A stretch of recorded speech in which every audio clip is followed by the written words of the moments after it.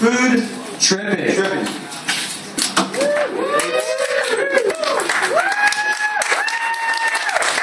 That was fun. Yeah, that feels good. So it's very simple, geo-based app. We actually launch it in April.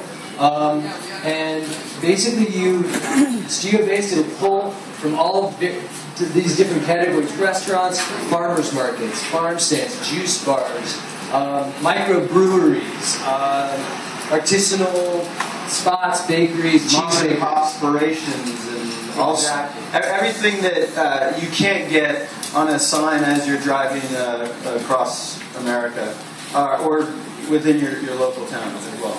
Precisely, and then it'll just drill down the third to all the places in your proximity, listed in order of how close it is to how far it is. And we've got right now about 50,000 pieces of data in it, location.